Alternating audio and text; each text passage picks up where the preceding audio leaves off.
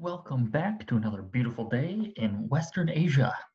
So, as I said before in the last lecture, I wanted to spend a bit more time to be able to fully kind of tell you about these two really interesting and very important sites. So we're going to continue on with the Seleukids for a little bit, just to talk about Ai-Khanum and the Oxus Sanctuary, and then we will be moving into the Parthian Empire, those wily Parthians who defeated the Romans at the Battle of Karhai in 53 BCE. So looking at Ai-Khanum, we are deep into what is present-day Afghanistan on the Oxus River, known today as the Amu Darya. And this site is well off into the far reaches of the Hellenistic kingdoms. And it was very much an outpost of Hellenism into an area that was very much the homeland of these Iranian peoples.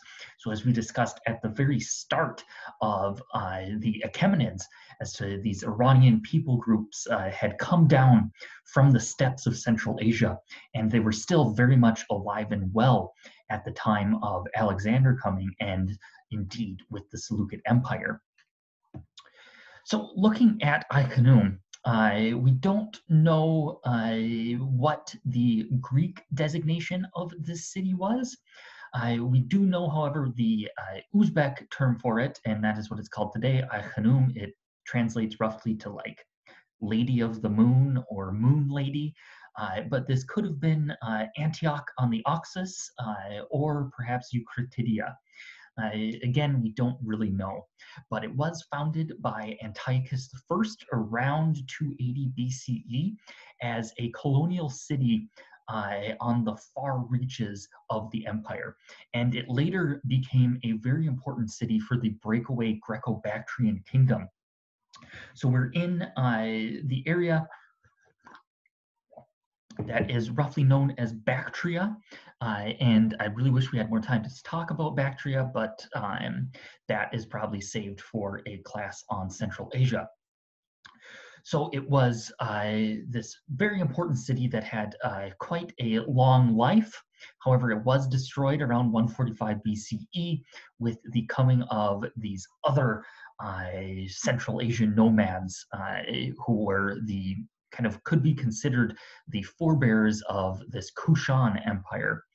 Again, another people that I wish we could speak about, but again, we don't have time. The main publications for the site were under Paul Bernard, and they were published starting in 1973 under the French title, as you can see there, and the excavations ran from roughly the 1960s to the 1970s, and unfortunately had to stop because of the Soviet invasion of Afghanistan. So looking at the site plans, you can see that it is a very interesting site. It's on the kind of the confluence of these two rivers and controls this sort of isthmus between the two. And the site isn't essentially kind of out there in the middle of nowhere. There was an Achaemenid settlement.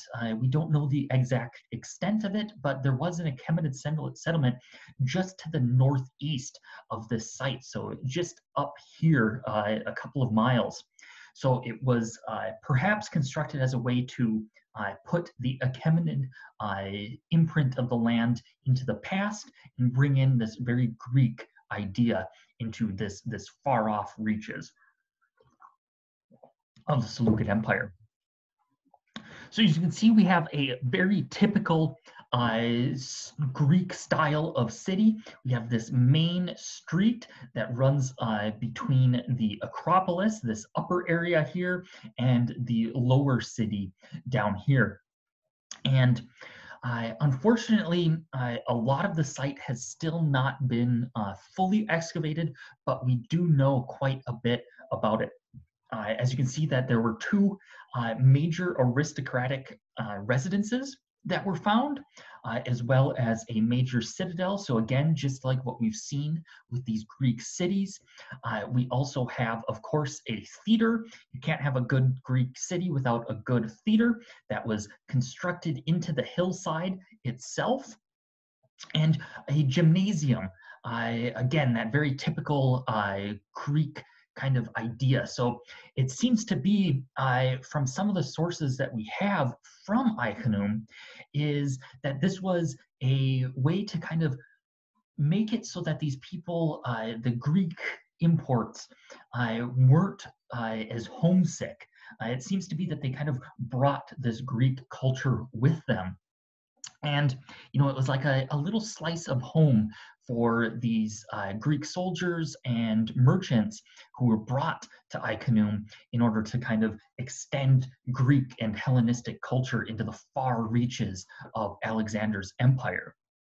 And as you can see, we have a court here, this massive court that has this beautiful peristyle courtyard around, with a large complex of buildings, a treasury, and an unknown area here that may have been a garden.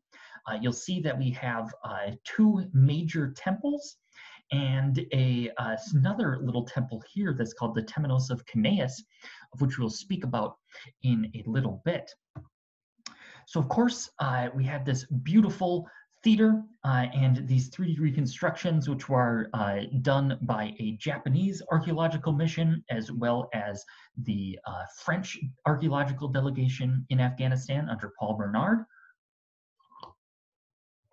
And you can get a sense of the idea of the city, and it really is fascinating, because just on the opposite side of the Oxus River are these massive, imposing cliffs. So a very easily defendable location that would have been something of kind of a outpost of civilization in the wilds of the far reaches of the empire.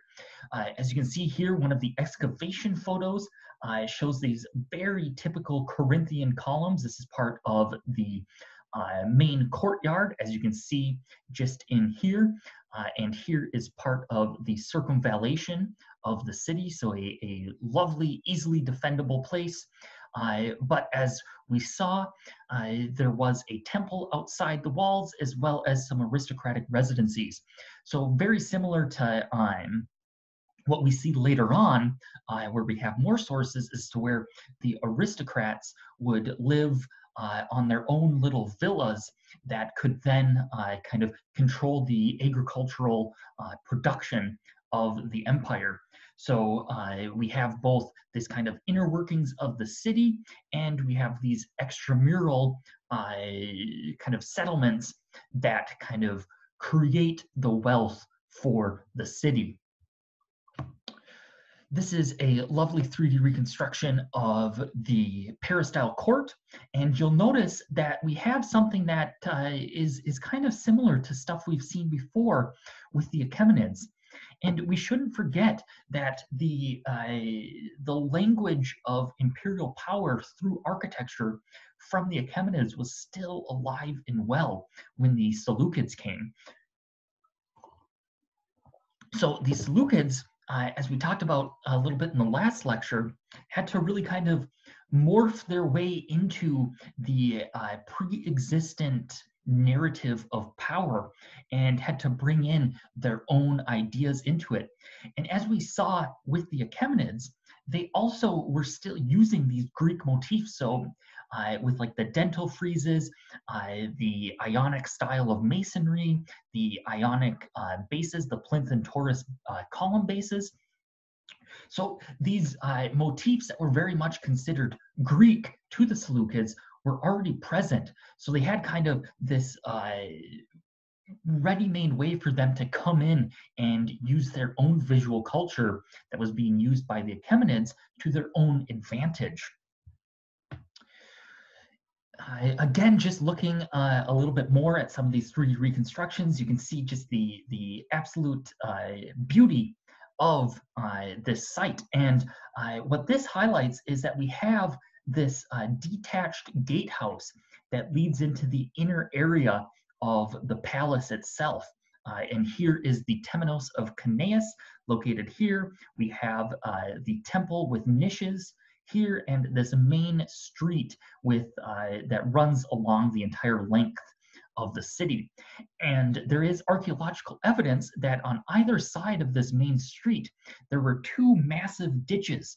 So perhaps speaking to that idea that we saw at Seleucia on the Tigris of setting apart the palace complex via its own kind of artificial island was also at play here.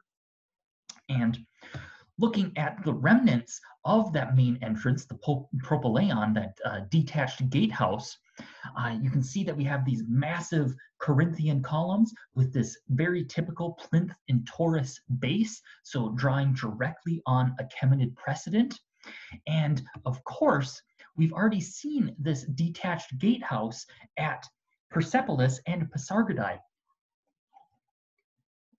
So the Seleucids at Ai-Khanoum were drawing directly on that architectural idea of detaching the gatehouse, something that was very much a prestige architecture for the Achaemenids.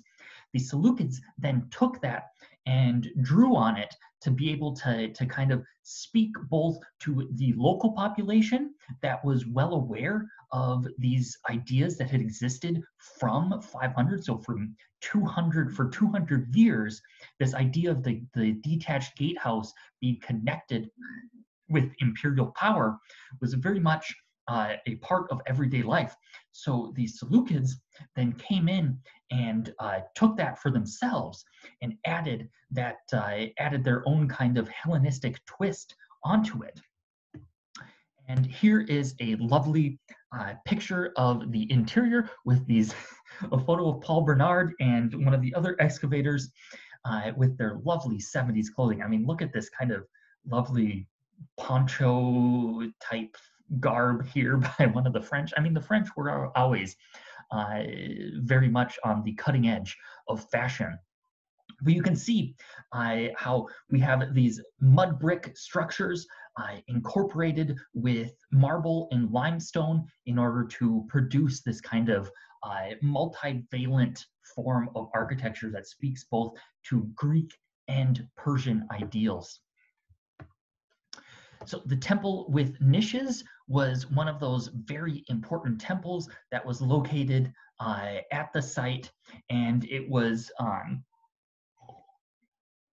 remade a few times with a major remodel in the Greco-Bactrian period, but it seems to have been a very important sanctuary for the Hellenistic gods, as it was located so close to the palace proper and was on the inside of that detached gatehouse. Some of the columns that were associated with this gatehouse, again, as we've seen, we have those beautiful Corinthian columns with the egg and dart frieze here on the abacus and the plinth and torus base. So drawing directly on that Achaemenid precedent and adding that Corinthian column. So we kind of have the Achaemenid base at the bottom that is then topped by this very Hellenistic idea of architecture, and all brought together into the idea of the detached gatehouse. So the temenos of CNES was, again, this heroon, so that hero cult. And we can think of that as the Tyche shrine and the Sema at Alexandria and the heroon at Seleucia on the Tigris. So basically creating a god out of a man. And it appears that CNES was the kind of legendary founder of Ai-Khanoum.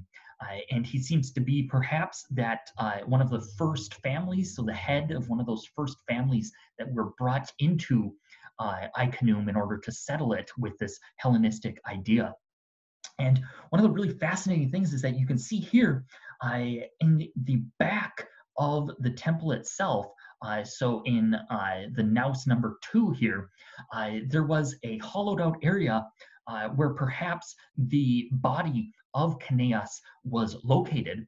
And one of the really interesting things is that the excavators found these pipes that went from the inside of the naus, so from where the people were able to stand, that then went straight down into this hollowed out area. So it appears to be a place for libations to occur.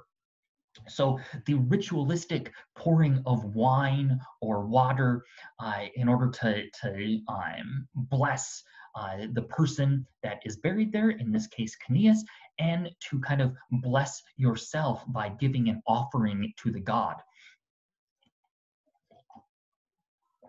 So very much an importation of this Greek culture that was brought into this very much Iranian area.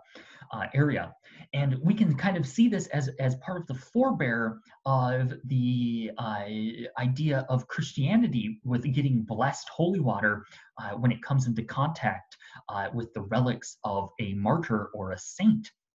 And this is something that's still going on today in Christendom, where you pour a little bit of water and it goes down, touches the bones, little crusty bones of the saint, and then comes out and you collect it, and then you have your own bony saint water in order for you to take home and always have those blessings with you. So this was very much part of that Hellenistic tradition of making an ordinary man a sort of god or demigod. And the reason that we know that this was part of, that this was dedicated to CNES is these two inscriptions that are very much set within the Greek precedent, kind of parables of Greek ideals and Hellenistic thought. And as you can see, that we have assiduously copied these things and set them up in the temenos of CNES to shine out far and wide. And this inscription, these two inscriptions, were located in that structure, that temenos of CNES. So that's how we get its the name of it, and how we can make that understanding that this was some sort of shrine to one of those original founders. And again, CNES, a very Greek name. Looking at the theater, so unlike Seleucia on the Tigris, Iconium was blessed by being in a very mountainous area. So they were able to cut the theater into the upper area and basically have a ready-made area for them to be able to produce this lovely theater. As you can see, it could hold quite a number of people. So that gives a sense of just how big the site was as far as population goes.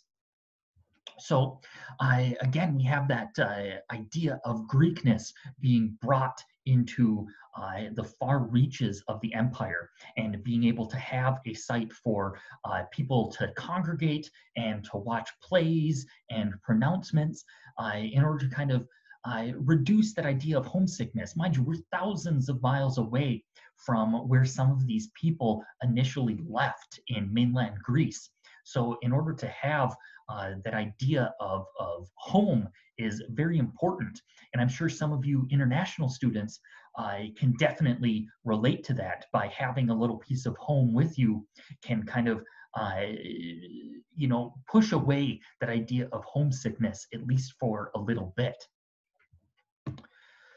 Looking then at the palace proper, we can compare these architectural forms that we see here to Persepolis. And again, just like we saw at that Propylaeum, we have this mixture of Greek style, so the colonnaded court here, with a deep Achaemenid influence. And this area here, the throne hall, speaks very much to what we see at Persepolis, with this idea of the colonnaded portico leading into an interior structure. So we have this large kind of pseudo-hypostyle / portico area that leads into a throne room, which draws both on that Greek precedent of having these Corinthian capitals and this idea of the throne room, but draws heavily on that Achaemenid influence of having that columned hall that leads into a throne room. So just like with the Apadana and the Hadish from Persepolis.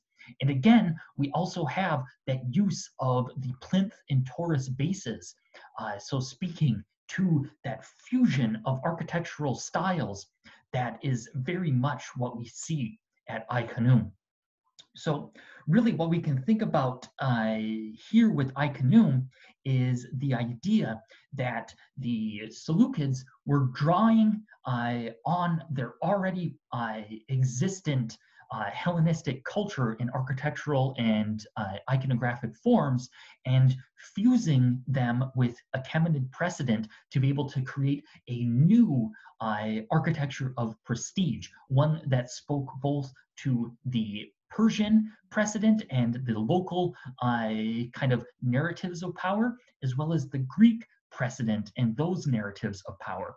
So very much like what we saw with the Ptolemies and how they engaged both on the Greek ideal and the Egyptian ideal. However, we see a much more kind of integrative process here instead of the separation that we saw in the Ptolemaic Empire. We're seeing much more of a fusion of ideas. And this may be because we have both the Achaemenids had already kind of subsumed these Greek architectural and iconographic forms, or it may be that this was how the Seleucids sought to legitimize themselves in such a vast area. Now, again, the treasury which was located on the palace, is very similar to what we see at Persepolis as well. So again, speaking to those ideas of both Hellenism and Persianism. And we can, of course, compare to the citadel at Duriopos with these various rooms all attached around courtyards, all arranged into these various blocks. And again, one could even make a comparison to what we see with those Assyrian palaces from the times of yore, as to where all of these different rooms attached into various blocks with courtyards. So very much speaking to a longue durée of architectural prestige and power throughout Western Asia. So looking then to the temples, we should speak a little bit about how the Seleucids patronized both traditional and new forms of architecture. So the Seleucids engaged both with the Temple of Apollo at Didyma. They heavily restored it after it had fallen slightly into disrepair. And they also patronized the Anu Atum sanctuary in Uruk. So they patronized both that very typical Hellenistic Greek architectural styles and those local styles from Babylon and Uruk, as we saw with the Borsippa cylinder of Antiochus I, as to where they're rebuilding local sanctuaries with who are dedicated to local gods, and they are rebuilding these very prototypical Greek sanctuaries. So they're engaging with both of these kind of religious traditions in order to speak to these different cultures whilst fusing them together. And as we spoke about previously in the last lecture, they also patronized the Temple of Apollo at Delphi. And this was where the navel of the world was located, that so-called omphalos. So that center of the world, the navel itself. And in fact, you can see on this coin of Antiochus, we have Apollo himself sitting on that navel of the world. And we see later on the syncretism of Apollo and that local Babylonian god Nabu, as to where the omphalos is not only the kind of under the aegis of Apollo, but also under that Mesopotamian god Nabu. And here is a lovely depiction of that omphalos from Delphi. And you can see it bears a marked similarity to the iconography that is displayed on these coins here. So the Seleucids also created their own new form of temple architecture based on this idea of the tripartite cella. So we've seen this, or in fact we haven't seen this, but if you've taken a Roman or a Greek art and archaeology class, you may have seen this before. But the Seleucids basically take on an idea of having these tripartite cella, and this becomes kind of the standard idea for them. So we have this Oxus temple at Takht Sangin, of which we will speak about very shortly. We have, of course, that temple of niches at Ai-Khanoum. We have the temple outside the walls and one at Dilberjin in the Caucasus. You can see that we have kind of a similarity in form between all of these different temples. And of course, we have the Temple of Zeus Megistos at Dura Europos and the Temple of Artemis at Dura Europos that all draw on these tripartite forms. And this is something that seems to be drawn on a Mesopotamian precedent, so something that is coming out of Mesopotamian architecture that is then brought into a kind of a Hellenistic context. And here at Ai-Khanoum, we have that temple outside the walls, the extramural temple, and the niched temple that is located within the palatial district. And within the temple with niches, a wonderful foot was found at that temple.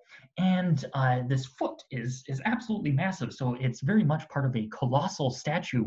And this appears to be one of the only surviving fragments of that temple. And, or I should say, of the cult statue that was in the temple. And the keen-eyed of you will notice this interesting form that is located on the strap of the sandal. And it appears that if we compare that to what we see with the depictions of Zeus, we have, in fact, the thunderbolt of Zeus that is located on this sandaled foot. So it may be that this shared iconography of the idea of like the bundled thunderbolt is brought into Ai-Khanoum at the temple with niches and augmented by local precedent, especially with this lotus blossom here that speaks more to the Bactrian forms. So these ideas coming out of northern India and Pakistan and are brought in and kind of speak to the idea of this fusion of both Bactrian and Greek forms that come together. So we may have, in fact, a statue of Zeus that is located at the Temple of Niches, the Temple of Niches. So it may be that we have this kind of local cult character of Zeus that had kind of artistic forms syncretized with it from the kind of local area.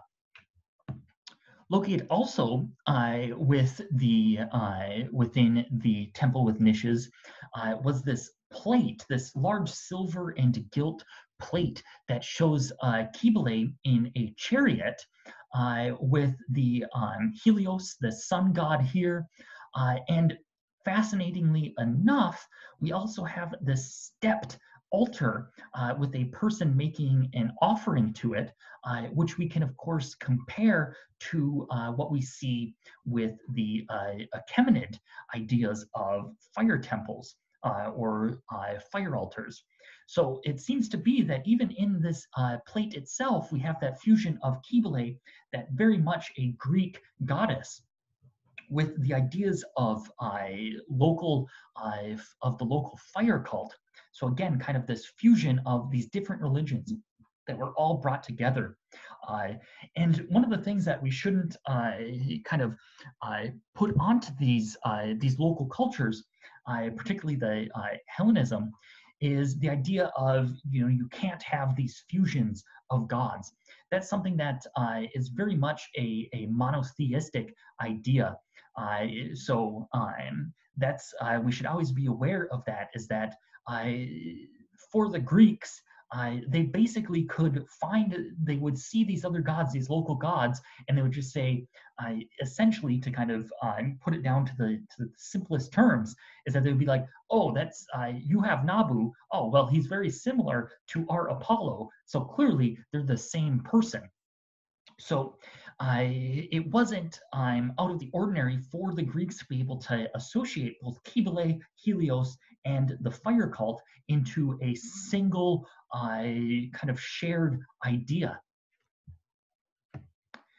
So the final Seleukid site that we're going to look at is this so-called Oxus Temple, a temple dedicated to the river Oxus.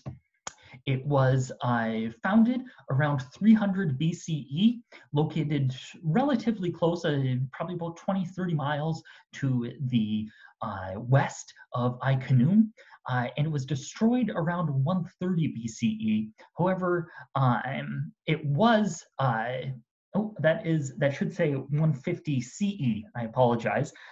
So about 200 years later, it was reused as a fire cult under the Parthian period. And this site has forms that speak both to Greek and to these Achaemenid ideas of architecture. We have this kind of colonnaded porch here with a central room, a pillared central room, something that we could definitely compare to Persepolis or to Pasargadae. And it was, of course, located right on the Oxus River, and it had this walled structure that went all the way around it as kind of a part of this idea of this prestige architecture, a temple mimicking palace architecture. And located inside is this lovely little votive figurine of Marsyas, who is this very typical Greek god, or kind of demigod. This is a Phrygian satyr who invented the music of the flute. So you can see here he's playing his two flutes. And it was dedicated to the Oxus River, as you can see in the Greek here, by a certain Atrosocles, who is, so we have both, we have this Greek name of the river, the Oxus, by a very typical Persian name. So we can see this fusion of a Persian person with of Persian lineage with their Persian name, dedicating something to a Greek god. And located also within the sanctuary are these lovely broken dedications of precious material of gold, silver, and copper that were all ritualistically broken and placed in the sanctuary. Also located there was this lovely half life-size statue constructed out of limestone and plaster that is constructed in a very Greek style. You can really see the Greek idea of drapery located throughout the entirety of this statue, especially with how the folds all kind of come together in real deep recesses and shallow recesses and splay out onto the floor as if it was, as if the figure was draped in real cloth. And oh, I should say, you can also see that we have these very typical depictions of human faces that draw on Central Asian precedent. We see similar faces, depiction of those faces within the Kushan and other Central Asian polities, where this large nose, slightly bulging eyes, and this extended cap here are very typical of depictions that we see in Central Asia. So again, we're seeing these ideas, these disparate cultures all coming together in a single temple. And of course, we have this lovely Ionic capital with a egg and dart frieze here, the bead and reel below, and these Ionic volutes or scrolls. So again, speaking both to that Greek idea, but tempered by the Achaemenid use of these same motifs. And just for your interest, we also, within this Oxus treasure, there was Greek and Achaemenid visual material all located within the same treasure. So it speaks both to the longevity of this temple from the Achaemenid period into the Greek period, but also of the efficacy of these various visual forms that were all seen as still having a sort of power to them. As ideas of things that could be dedicated to the gods. So we have these very typical Achaemenid styles of armbands, of armlets, these little Achaemenid figurines, as well as Greek bronze and gold and silver, as well as stone figural elements. So we have this lovely arm here, this small figure with the arm across the chest, this little putti or cupid, as well as this plate with a very typical Hellenistic depiction of a person. You can see the toga coming across the chest here with the bare chest. So this is just for you to see for some of the architectural evidence. This metope is something that we will speak about in the Arsacid Empire. So this is just for you to see the terms that are used when speaking about these classical orders. So thus, it is time to speak about the Arsacids. The Arsacids are by far the longest surviving empire of Western Asia. While lasting formally from their revolt as a provincial government in the 3rd century BCE to their eventual dissolution under the Sasanians, the Arsacid dynastic lineage lived on in Armenia for another 400 years. This long tenure brought about tremendous change in some respects and a tremendous continuity with the past in other respects. So they really existed as this long durée of northern Iranian kingship. So they revolted around 247 BCE and had a certain sense of autonomy from the Seleukids. And as a major empire, they existed all the way to 224 CE until the coming of the Sasanians. But then for another 400 years, they existed nominally as an independent kingdom in Armenia, still holding those same Arsacid ideals of kingship, of language, and of culture. So two terms are used to describe the Arsacid or Parthian Empire. They are sometimes called Parthians because Parthia was the name of their home province, and they are sometimes called Arsacids, which was their dynastic name after Arsaces I. And again, as I mentioned, they were originally a province of the Seleukid Empire, but under Mithridates I, so from 171 to 138 BCE, they eroded greatly the Seleukid Empire from the east, while at the same time, the Romans were coming from the west and were dissolving the Seleukid Empire in their western reaches, and essentially the Seleukids slowly disappear. And you may notice some very similar motifs, of which we'll speak about in a bit. We have this very typical Parthian floppy cap, something that the Parthians loved to wear. It had a little chin strap so they could tie it off when they were riding their horses, so their lovely floppy cap didn't fall off. But more importantly, or more interestingly, we see this seated figure, this time on a throne, holding a bow. And that is something that may remind you of a certain Apollo on the Omphalos, and we'll talk a little bit more about that in a bit. So the Parthian Empire at its greatest extent extended all the way deep into Edessa, into Armenia, and of course their lands in where they started over in Parthia and took over essentially what was the Seleukid Empire. And the Romans came in and controlled, at roughly the same time, controlled the western reaches of Asia Minor and down into the Levant, what is modern day parts of Syria and parts of Israel and Jordan. So some of the sites that we're going to look at are particularly Ctesiphon, Bulk, and Merv we won't look at, but these became settlements for the Arsacids. Nisa, which was their essentially their home city, where when they initially broke away, this was where their capital was. Hecatompylos also becomes one of their capitals, and of course, the various Alexandrias also become important parts of Seleukid culture. Looking a little bit closer, you can see that many of the sites for the Parthians are located within the Iranian highlands.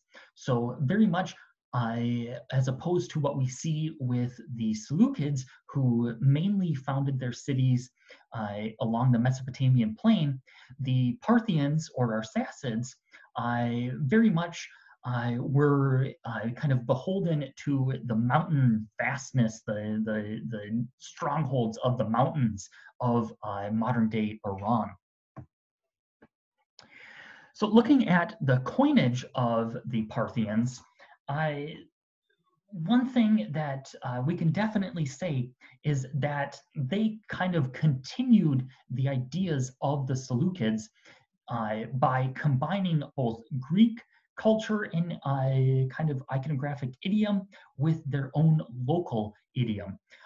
So you can really see with this, we have this Seleukid coin here with Apollo sitting on the Omphalos, with comparing it with this coin of Mithridates I, where we have this seated archer on this very this Omphalos-like structure and the same form. However, this time we see that the archer is wearing the very traditional Persian or Arsacid garb. So they have their floppy Parthian cap, they're wearing long sleeves and pants. Again, very typical of the Parthians. They love to wear pants. That's just part of the idea of kind of what their prestige clothing is. So just as the toga was a prestige clothing for the Romans or the Greeks, pants were the prestige clothing for the Arsacids. You'll also notice on this mint of this coin of Mithridates, you see that we have that almost a very similar idea of the portrait. So instead of the beardless face as very typical of Greek culture, we have the beard, which is, as we saw with the Achaemenids, having the beard was an idea of kingship. So of course, you got to have a awesome beard.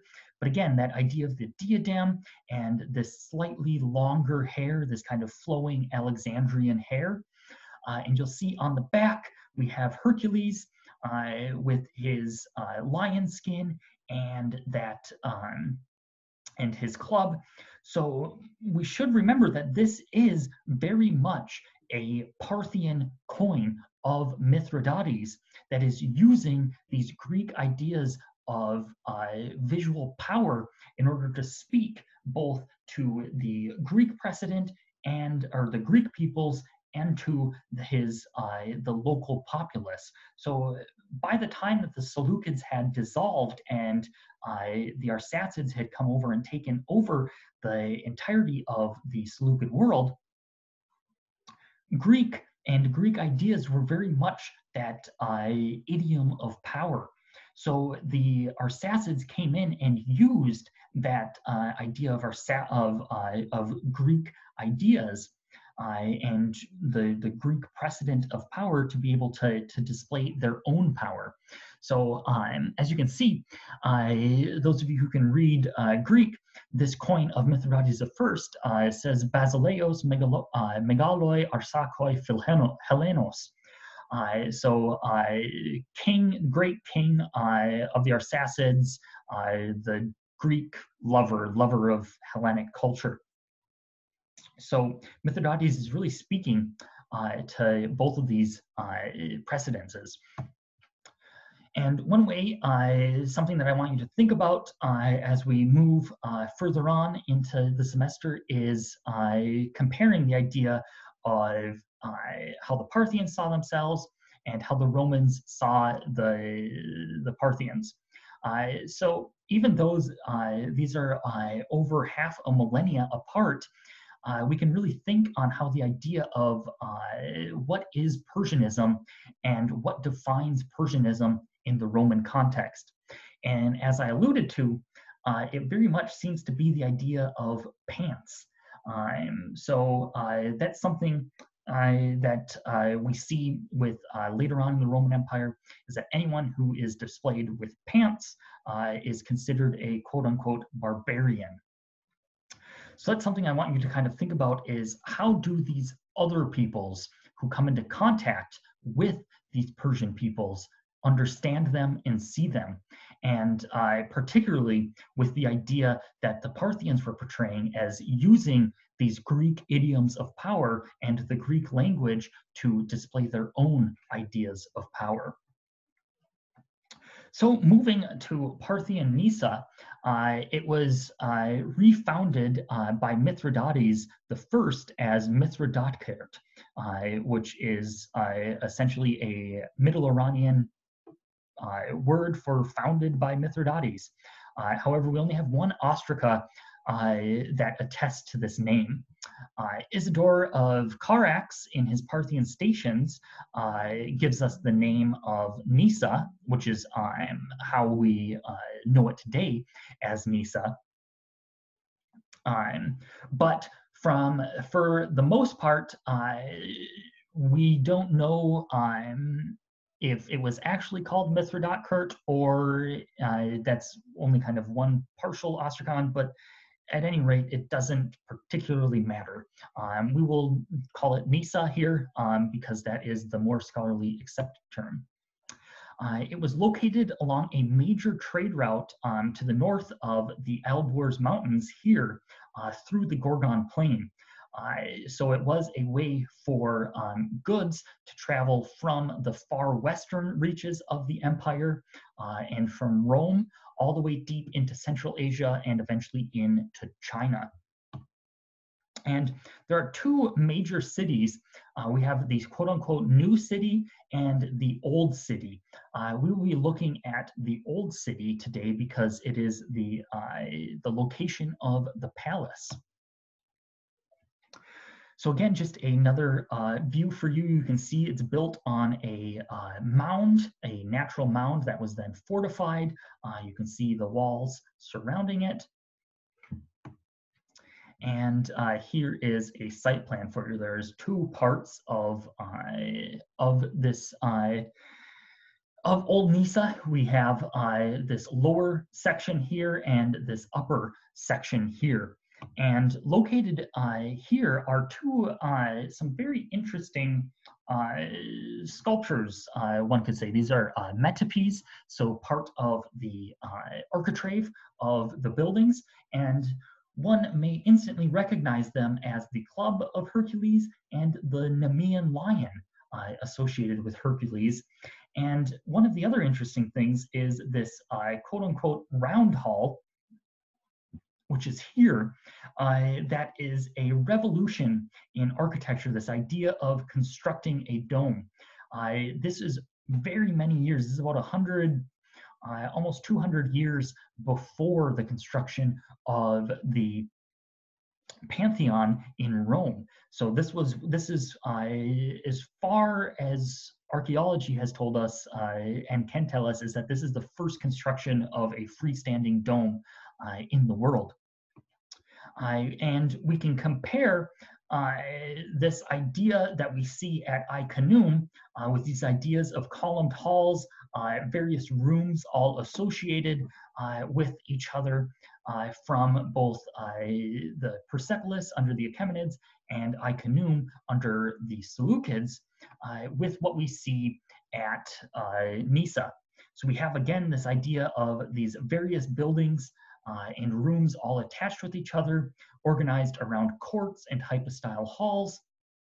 And the two main complexes in the north, we have this square building here, which was this sort of treasury type structure. And the central complex, which is right here, which has all of these really interesting structures. We have the square hall, the round hall, and the tower building. So here we have the tower building, the square hall right here, and the round hall. All very interesting structures that draw both on earlier architectural precedent and on kind of brand new ideas of architecture. At the square hall, there's archaeological evidence suggests that there were these large statues, these human statues of various kind of both Greek and Parthian iconographic peoples that were all located in this. And you'll notice that we have this kind of quatrefoil column type structure that is kind of a hypostyle hall in miniature.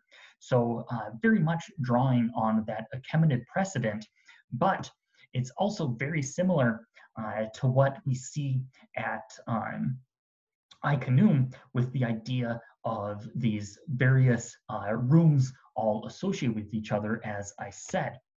And located within that the square building is this lovely head of a statue of perhaps Mithridates the First. We have this very typical Greek helmet, something that we saw with Seleukos the First. But you will notice that on the cheeks here, we have something very similar to what we saw with that colossal statue foot of Zeus. So again, we see that kind of syncretism and fusion of both Parthian ideas with this beard and the portraiture of Mithridates with the lightning bolt of Zeus, all kind of brought together. Now, the red building is another very interesting building here, which is this one. And you can see it is relatively similar to what the square building is, but also kind of draws on that Achaemenid precedent of the Hadish. And looking to the inside, with unfortunately the pictures are horrible of this place. I've yet to been able to find good pictures, but you'll see that the column bases are incredibly similar to what we saw at Ai-Khanoum, that plinth and Taurus base. So kind of we have something that is drawing very much on these various ideas. And the question that we can ask here is, are the Arsacids referencing the Seleucids, or are they calling to mind the previous Iranian peoples, the Achaemenids? And that's something that we kind of think about, is that are they referencing the Achaemenid ideas of visual culture, or are they referencing the Seleukid ideas of visual culture and power? And it could be, in fact, both of these. They could be drawing both on Achaemenid precedent and Seleukid precedent, or on Achaemenid precedent through the Seleukid interpretation of that. So it kind of is this multivalent idea of being able to speak to many different constituencies through that same iconographic form. And these architectural details draw very heavily on Greek precedent with this bead and reel motif, these lovely painted ideas with these fluted columns, or I should say these fluted pilasters, these kind of fake columns. So drawing heavily on Greek precedent, but put into a new medium that is very much executed in a Parthian style. And of course, as we saw, we have these metope fragments of Hercules with his club and his lion. And that is, of course, something that we've seen on the coins of Mithridates. So again, drawing on those Greek ideas of kind of demigods, of gods, of Hercules, but then reinterpreting them through an Arsacid precedent. And also located on the facade of the Red Building are these very interesting metopes, which were consciously referencing Seleukid prototypes. And we could see this as either they are very much so kind of drawing directly on Seleukid prototypes as to kind of appropriating and transforming Seleukid symbolism, or are these ideas that seem to be very much drawn on their own ideas? And one of the things that we can definitely say about these is that we have this Seleukid anchor. Here, this is a clay boulai from Seleucia on the Tigris. We have that Seleukid anchor that's represented here. We have this bow and quiver that could be referencing Apollo, or it could be referencing the Parthian use of the bow and its importance to their culture. We have the club of Hercules and this lion here. And one of the things that may say that they are kind of talking about both a kind of syncretism of both Greek ideas of gods and Parthian ideas of the gods is this bronze statue of Hercules from the Mesopotamian city of Mycenae, which kind of bears witness to the singular character of the Parthian Empire. There are two inscriptions carved onto this statue's thighs. On the right leg, an inscription in Greek is 22 lines long and records the dedication of the statue as a trophy of war in 151 CE. And on the left, another inscription basically conveys the exact same message, but this time it is in Parthian.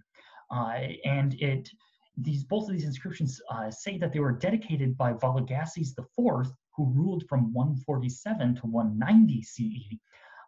And it records his victory over the kingdom of Charasin in 151 CE.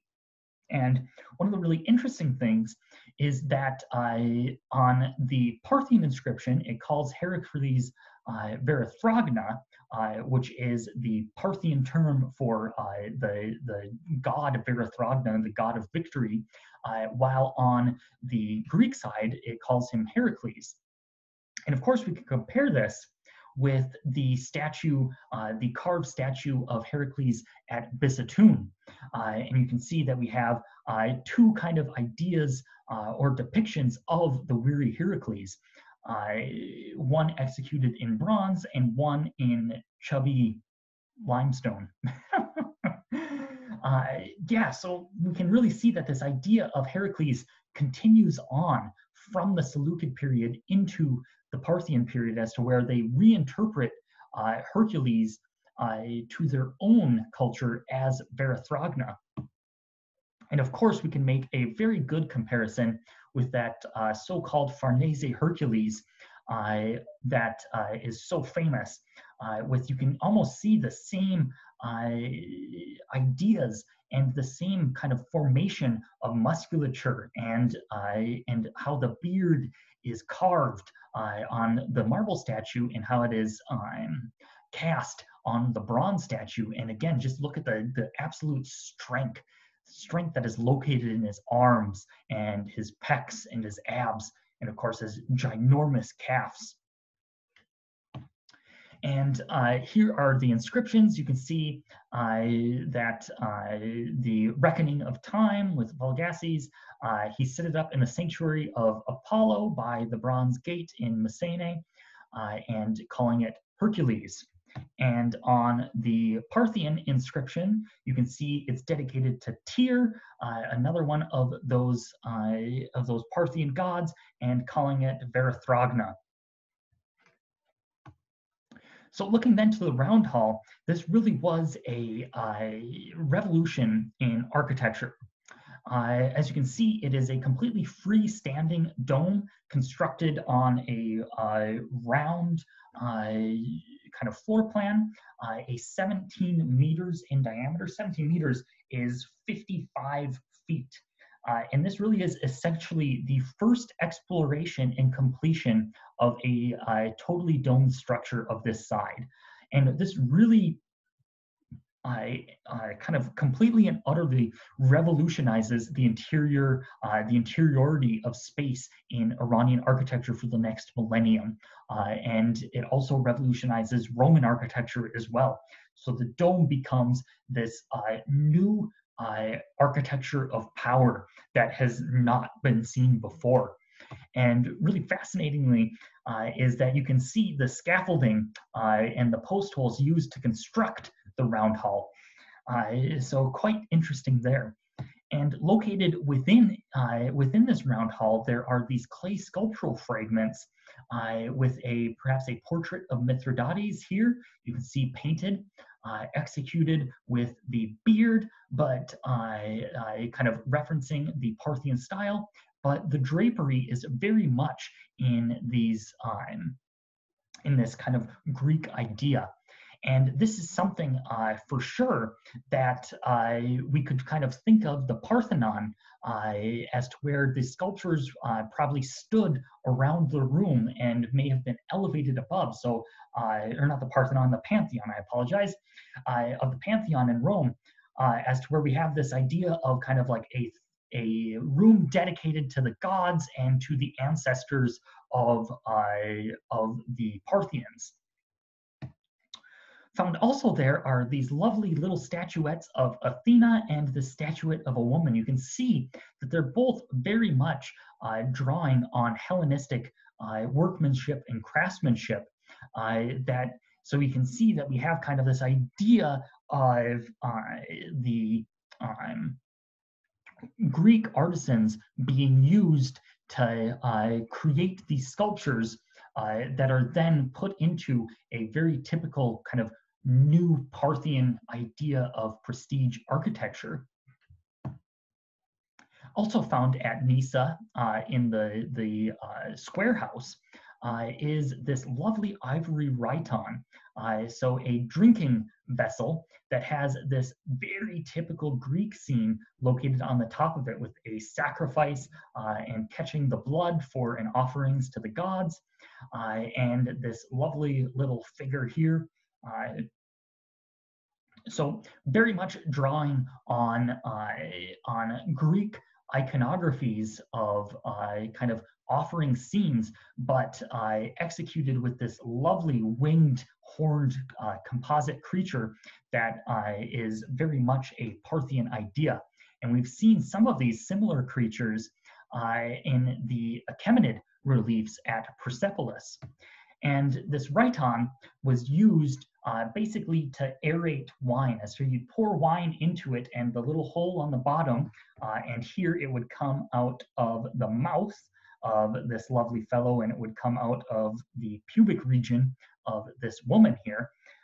But the wine would shoot out and you'd hold your bowl down below and you'd have this lovely aerated wine. Let's see here. So looking to kind of finish up, looking at Seleucia on the Tigris in the Parthian period, we see that Parthian Ctesiphon is founded roughly at the start of the Parthian takeover of Mesopotamia.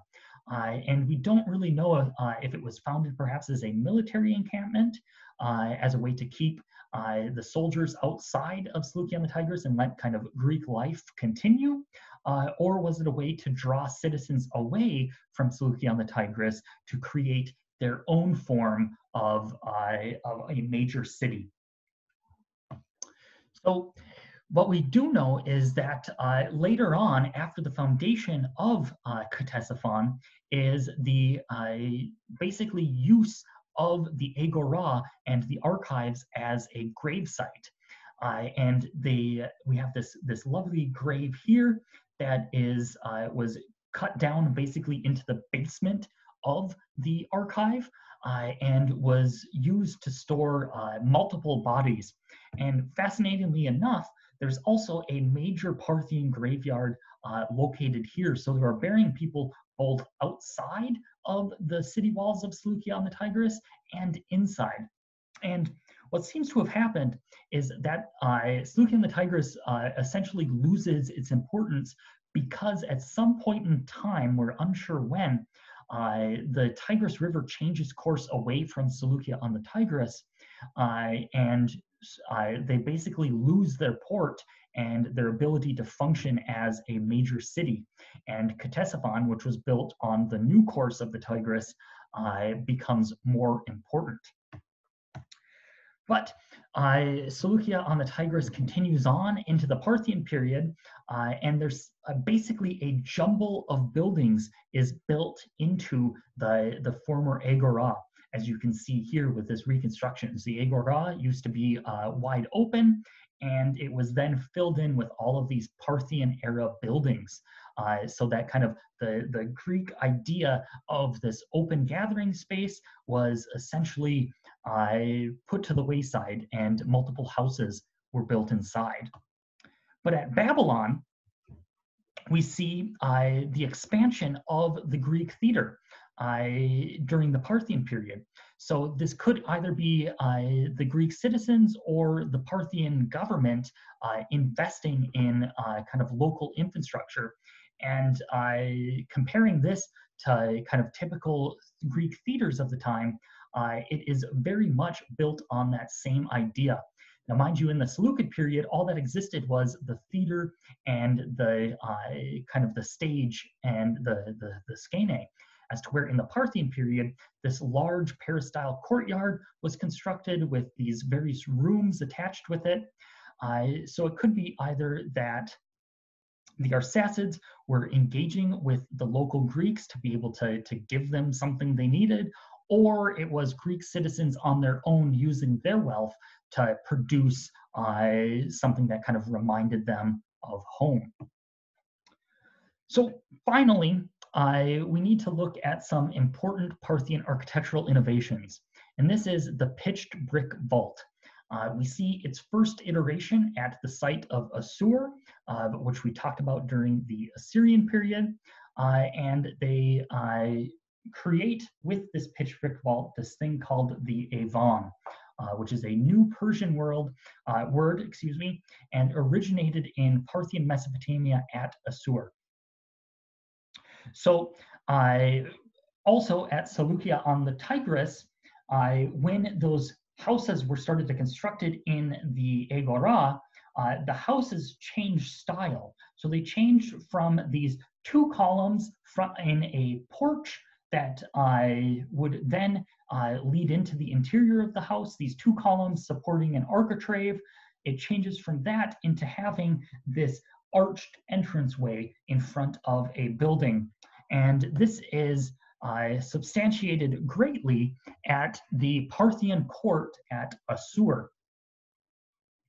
So we have these four avons, these barrel vaulted rooms, of which I am in front of right now, that were basically these large open vaults that led into interior rooms. As you can see here, is that we have these massive vaults that then went into interior rooms. So instead of having columns here, it is a vault instead. And if you ever go to Berlin, you can see the remnants of it at the Berlin Museum. And this is in fact just on the opposite side of the Ishtar Gate. So you can see remnants of that here.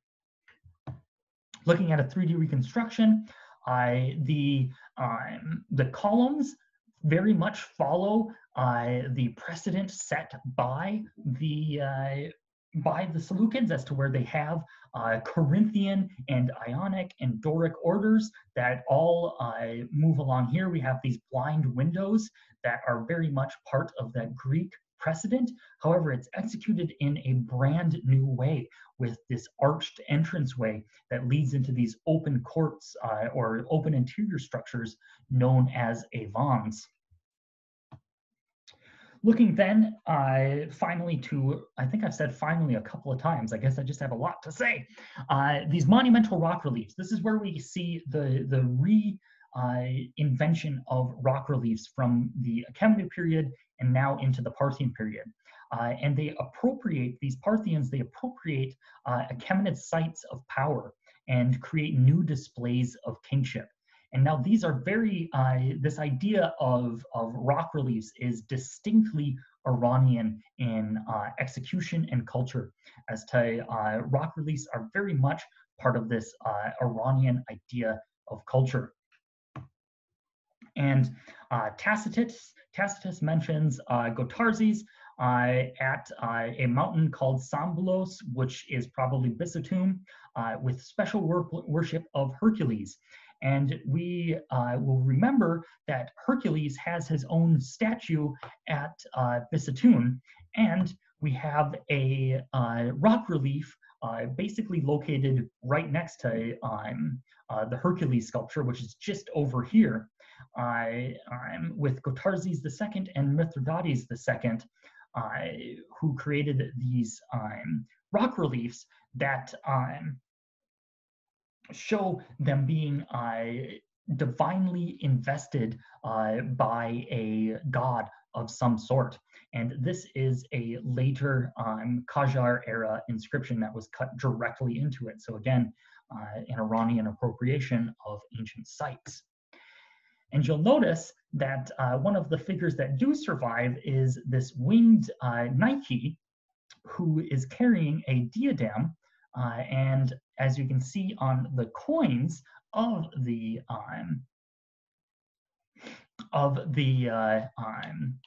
what is the term I'm looking for? Of the Seleucids, we have the same exact motif that is being used now in a Parthian rock relief context. So again, using these Greek forms to be able to display their own style of kingship as a distinctly Iranian form.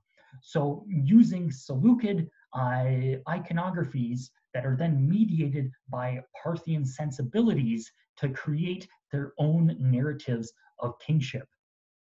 So with that, I will leave you, and I hope you have a good rest of your week. Remember that your paper is due on the 20th. There is an online submissions form, so please submit it in Word document format or PDF format. Those are the only accepted formats. So please pop those onto there so then we can get them graded. Your grades for your midterm will be released in the coming week or so. So if you get an email or something that says your grade is such and such, that seems really low, it's probably not true. I think Canvas is for some reason sending out grades that haven't been fully inputted yet. I will let you know when the grades are done. So with that, have a great rest of your weekend, and I hope that you enjoy the snow that will probably not last much longer. So have a good one.